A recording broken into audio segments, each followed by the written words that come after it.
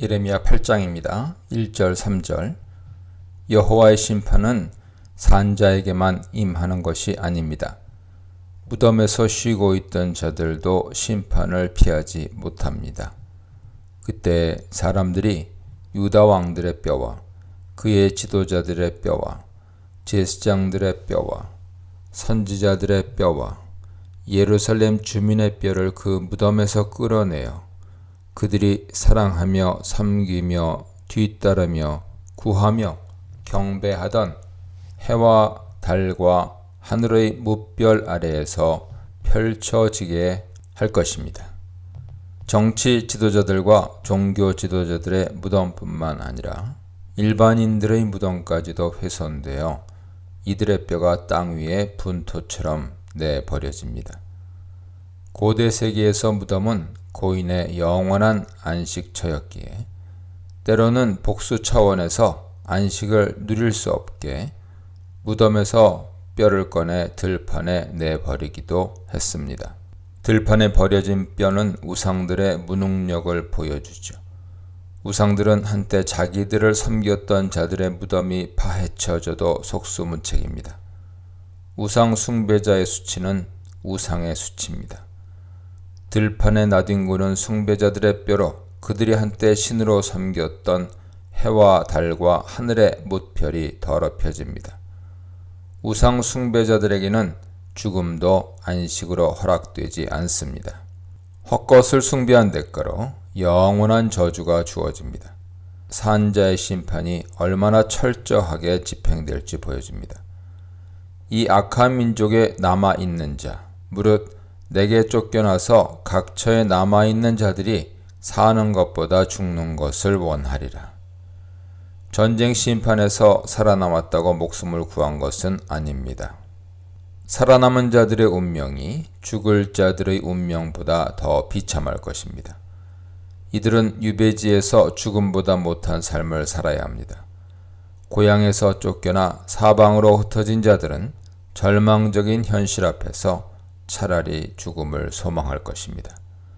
유다 백성과 예루살렘 거민이 모두 우상 숭배에 빠졌기에 아무도 여호와의 심판을 피해가지 못합니다. 4절로 7절입니다. 도무지 이해할 수 없는 유다 행태에 하나님도 당황스러워하십니다. 누구나 길을 걷다가 넘어지면 다시 일어나고 가던 길이 틀리면 다시 돌아오는데 유다는 쓰러져도 일어나려 하지 않고 빗나가도 다시 돌아오려 하지 않습니다. 여기서 떠나갔으면과 돌아오지는 동일한 단어 야숲의 번역으로 전자는 길을 벗어나 옆길로 들어서다를 의미합니다. 보통 사람이라면 길을 가다 옆길로 빠지면 얼마쯤 가다가 이상하게 느끼고 다시 돌아와서 바른 길을 찾습니다. 그러나 오래전부터 완악함이 몸에 밴 유다는 자신의 삶에 대한 최소한의 성찰이나 되돌아봄 없이 고집스럽게 제 길로만 나아갑니다. 마치 하나님을 배반하고 그분에게서 멀리 떠나가는 것을 목표로 삼고 있는 것 같습니다. 어찌함이냐 하는 것은 하나님의 안타까움, 좌절이 담긴 책망 표현입니다. 거짓에 사로잡혔기에 하나님께서 예언자를 보내 구원의 길을 벗어나 멸망의 길을 가고 있다고 아무리 경고하고 위협해도 이들은 들으려 하지 않았습니다. 이들의 귀는 이것이 여호와의 성전이라, 여호와의 성전이라, 여호와의 성전이라 하는 거짓말과 평강하다, 평강하다 하는 구원 예언에만 익숙해 있었습니다. 예루살렘 성전에 당신 이름을 두신 여호와를 오직 구원의 하나님으로 알고 있는 자들에게는 불순종과 우상 숭배 고발과 멸망 선포가 악의에 찬 거짓말이거나 남의 이야기로만 들릴 뿐입니다. 6절 7절에서는 화자가 하나님에서 예언자로 바뀝니다. 예언자가 돌아다니며 사람들의 말을 들어보지만 악을 뉘우쳐 내가 행한 것이 무엇인고 말하는 자가 한 사람도 없었습니다. 아무도 자신의 잘못을 인정하고 뉘우치지 않았습니다. 바른 길을 벗어났다고는 전혀 생각하지 않기에 돌이켜야 할 이유도 없죠. 명령에 따라 요란스럽게 전쟁터로 내달리는 군마와 같이 모두 앞만 보며 달려갔습니다.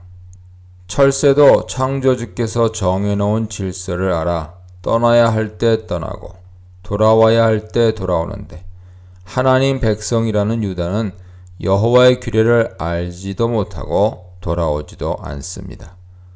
학과 산비둘기와 제비와 두루미 같은 철새가 때맞춰 이동하지 않으면 죽을 수밖에 없는 것처럼 유다가 여호와의 규례를 알지 못하고 거짓을 고집하며 돌아오기를 거절한다면 멸망을 피할 수 없습니다. 현재 문맥에서 여호와의 규례는 유다가 하나님 백성으로 살아가는 데 필요한 일반 규범을 가리킵니다. 8, 9절입니다.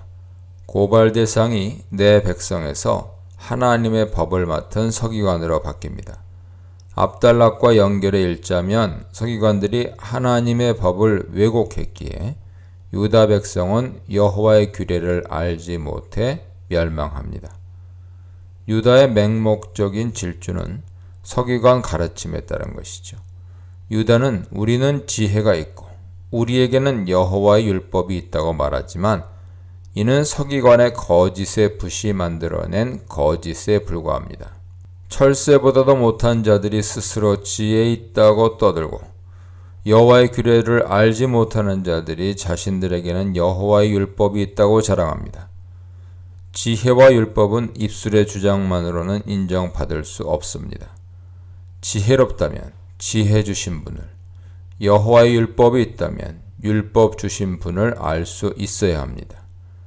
서기관의 거짓의 붓이 거짓되게 하였나니 하는 것은 서기관의 교리적 율법 해석을 고발하는 것으로 보입니다. 예루살렘 성전에 속한 제사장들과 예언자들이 평강을 선포한 것처럼 서기관들도 전통적인 구원신학에 근거하여 율법을 해석했습니다. 이들의 왜곡된 율법 해석이 유다로 거짓을 고집하고 여호와께로 돌아오지 못하게 만들었습니다. 여호와의 율법을 거짓되게 하는 자들은 결코 지혜로운 자일 수 없습니다. 지혜로 여호와의 율법을 해석한다는 서기관들은 부끄러움을 당하고 두려움에 떨며 사로잡혀갈 것입니다. 10절로 12절입니다. 특히 거짓의 붓을 휘두른 서기관을 포함해 제사장과 예언자에게 심판을 선포합니다. 유다 백성도 거짓에 사로잡혀 여호와를 배반하고 그분께 돌아오기를 거절했지만 이들에게 맹목적 구원의 환상을 심어준 종교 지도자들의 책임은 훨씬 큽니다.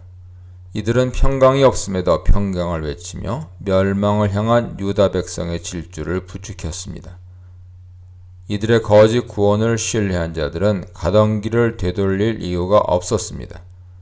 여호와께서 벌할 때 이들은 모두 넘어지고 쓰러질 것입니다. 13, 17절입니다. 우리에게 심판을 선포하는 이 단락은 이 백성의 완강한 배반을 고발하는 4절로 7절의 연속으로 읽을 수 있습니다. 농부가 포도나무에서 포도를, 무화과 나무에서 무화과를 수확하듯 여호와께서는 빠짐없이 모두 거두어 들이실 것입니다. 여호와께서 농부가 되셔서 거두시기에 어떤 열매도 그냥 지나치지 않습니다. 이스라엘의 축복을 상징하는 포도나무와 무화과나무가 열매를 다 빼앗기고 잎사귀마저 말라버립니다. 내가 그들에게 준 것은 약속의 땅을 포함해 그분께서 구원의 선물로 주신 모든 것을 포함합니다. 유다는 여호와께서 주셔서 지금까지 누려왔던 구원과 축복의 선물을 모두 빼앗깁니다. 심판에 떨어진 자들의 탄식을 인용해 이들의 절망적 형편을 기술합니다. 적들의 침략에 대한 우리의 반응은 특이하죠. 우리가 어찌 가만히 앉았으랴. 모일지어다.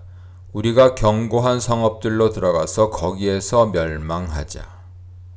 적이 쳐들어오면 살기 위해 요새로 피신하는데 우리는 멸망하기 위해 피신합니다. 우리는 견고한 성읍이 자신들의 생명을 지켜주지 못할 것을 압니다. 우리가 그처럼 절망하는 이유는 전쟁의 신학적 성격을 알았기 때문입니다. 여호와께서 범죄한 우리에게 독이 든 물을 마시게 하셨기에 성읍으로 피한들 멸망을 모면하지는 못합니다. 우리는 여호와의 심판을 초래한 자신들의 죄악을 너무 늦게 깨닫습니다. 우리는 평강을 바라나 좋은 것을 만나지 못하고 고침 입을 때를 고대하나 놀라운 뿐인 현실을 탄식합니다. 대적은 이미 유다를 향하여 원정을 떠났습니다. 적의 기병대가 지축을 뒤흔들며 단을 지나 무섭게 진격합니다. 마치 사망의 소울이 생명을 삼켜버리듯 이 땅과 그 소유와 성읍과 그 중의 주민을 삼켜버립니다. 그 누구도 막을 수 없는 무서운 적군의 돌진이죠. 성들이 함락되고 재물은 약탈당하고 주민들은 적군의 칼날 앞에서 맥없이 쓰러집니다. 이는 여호와께서 보내신 술법으로도 제어할 수 없는 뱀과 독사이기에 해독제가 있을 수 없고 피할 수도 없습니다.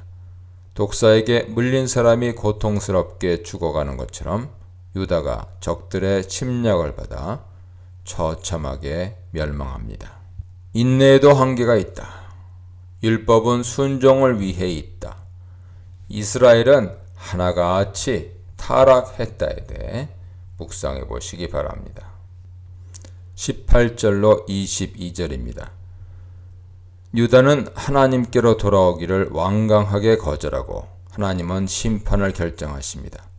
적들은 기병들을 앞세우고 이미 원정을 떠났습니다.